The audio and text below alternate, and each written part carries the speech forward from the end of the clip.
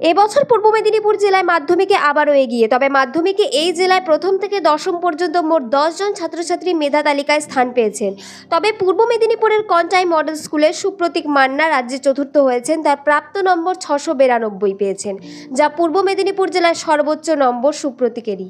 সুপ্রতীক মান্না। সুপ্রতীক কত নাম্বার পেয়েছো? 692। তোমার স্থান সম্বন্ধে জানো? চতুর্থ স্থান অধিকার করেছি। এই যে চতুর্থ স্থান অধিকার করেছো, এটা কোনোদিন আশা করেছিলে? না, ভালো রেজাল্টে আশা করেছিলাম, এত ভালো রেজাল্ট আশা করিনি। আশা করোনি। কি নিয়ে পড়ার ইচ্ছা আছে ভবিষ্যতে? ভবিষ্যতে আমি কম্পিউটার আর্কিটেকচার নিয়ে পড়তে চাই, হার্ডওয়্যার নিয়ে।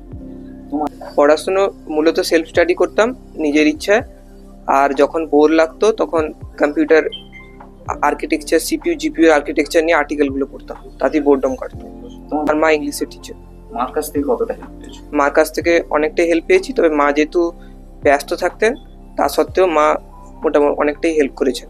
প্রতি সাবজেক্টে মোটামুটি একজন করেই প্রাইভেট টিউটর ছিল। স্কুলের স্যারদের সঙ্গে কথা হয়েছে? হ্যাঁ, স্কুলের 3-4 জনের সঙ্গে কথা হয়েছে, তারা অভিনন্দন জানিয়েছেন। তো এই মুহূর্তে তোমার আর কি কি হবি রয়েছে? আমার হবি বলতে স্পেসিফিক্যালি ওই আর্টিকেল পড়া আর ম্যাথস বা এই ধরনের নিয়ে বা কম্পিউটার সায়েন্স জাতীয় নিয়ে ইউটিউব ভিডিওগুলো দেখা, এইসব। কতক্ষণ স্টাডি করতে দেবে? আমি মূলত 6-7 ঘন্টা তো পড়তাম।